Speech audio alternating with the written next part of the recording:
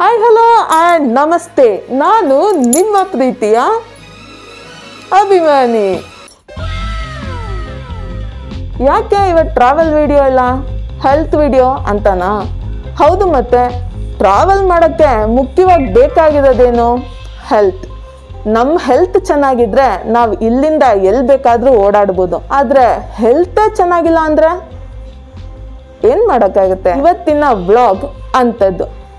ಬನ್ನಿ ನೋಡ್ಕೊಬರೋಣ. ಇದು ನಿಮ್ಮ ಚಾನೆಲ್ ಮುಗಿಯದ ಅಭಿಯಾನ.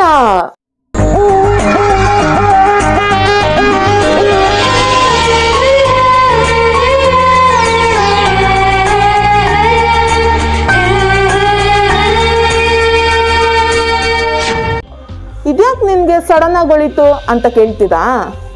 ಹೇಳ್ತೀನಿ.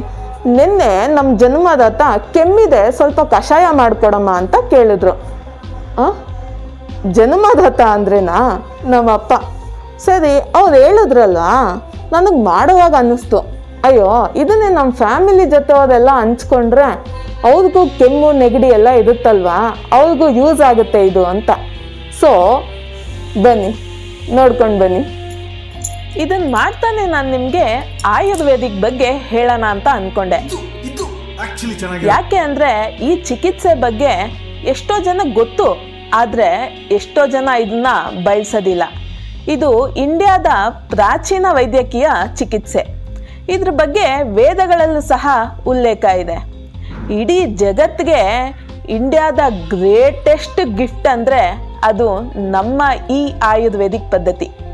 ಹೌದು, ಇದ್ರ ಪಿತಾಮಹ ಜನಕ ಮಹರ್ಷಿ ಚರಕ ಸಂಹಿತೆ ಅನ್ನೋ ಬುಕ್ಕಲ್ಲಿ 125ಕ್ಕೂ ಹೆಚ್ಚು ಜ್ವರಗಳ ಬಗ್ಗೆ ಆ ಕಾಲದಲ್ಲೇ ಹೇಳಿದ್ದಾರೆ. ಅಂದರೆ ನೀವು ನಂಬ್ತೀರಾ?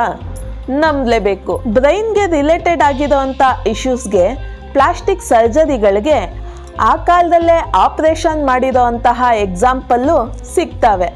ವಿಪರ್ಯಾಸ ಏನು ಅಂದರೆ ನಮ್ಮ ದೇಶದಲ್ಲೇ ಹುಟ್ಟಿರೋ ಈ ಚಿಕಿತ್ಸೆನ ನಾವು ಬಳಸಲ್ಲ, ಆದರೆ ಎಲ್ಲಿಂದನೋ ಬರೋ ಫಾರಿನರ್ಸ್ ಈ ಚಿಕಿತ್ಸೆನ ಬಳಸ್ತಾರೆ, ಮತ್ತೆ ಇದರಿಂದ ಅನುಕೂಲನೂ ಪಡಿತಾರೆ. ನಾವ್ಯಾಕೆ ಮತ್ತೆ ಬಳಸಲ್ಲ?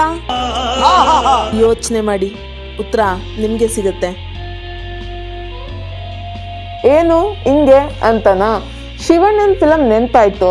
ಶಿವಣ್ಣನ ಸ್ಟೈಲ್ನ ನಾವು ಸ್ವಲ್ಪ ಮಾಡೋಣ ಅಂತ ಅಂದ್ಕೊಂಡ್ವಿ. ಈ ಕಷಾಯನ ಈಗ ನಾನು ಕುಡಿತಾ ಇದ್ದೀನಿ. ನೀವು ನಿಮ್ಮ ಮನೇಲಿ ಟ್ರೈ ಮಾಡಿ ಹೇಳಿ ಹೆಂಗಿತ್ತು ಅಂತ. ನಮ್ಮ ಮನೇಲಿ ಸಿಗೋ ಅಂಥ ಪದಾರ್ಥಗಳನ್ನೇ ಬಳಸ್ಕೊಂಡು ನಮ್ಮ ಆರೋಗ್ಯನ ಕಾಪಾಡ್ಕೋಬೋದು. ಇಂಗ್ಲೀಷ್ ಮೆಡಿಸನ್ಸ್ನ ಸ್ವಲ್ಪ ಅವಾಯ್ಡ್ ಮಾಡೋಣ, ಆಯುರ್ವೇದಿಕ್ನ ಜಾಸ್ತಿ ಬಳಸೋಣ, ಆರೋಗ್ಯನ ಚೆನ್ನಾಗಿ ನೋಡ್ಕೊಳ್ಳೋಣ. ಹೆಲ್ತ್ ಇಸ್ ವೆಲ್ತ್ ಅಲ್ವಾ? ಆರೋಗ್ಯನೇ ಭಾಗ್ಯ, ಆರೋಗ್ಯನೇ ಆಸ್ತಿ. ಈ ವ್ಲಾಗ್ ನಿಮ್ಗೆ ಇಷ್ಟ ಆಗಿದ್ರೆ ಪ್ಲೀಸ್ ಲೈಕ್ ಮಾಡಿ, ಶೇರ್ ಮಾಡಿ, ಸಬ್ಸ್ಕ್ರೈಬ್ ಮಾಡಿ ಆ್ಯಂಡ್ ಬೆಲ್ ಐಕಾನ್ನ ಕೂಡ ಪ್ರೆಸ್ ಮಾಡಿ. ಧನ್ಯವಾದಗಳು. ಎಲ್ರಿಗೂ ಒಳ್ಳೆಯದಾಗಲಿ.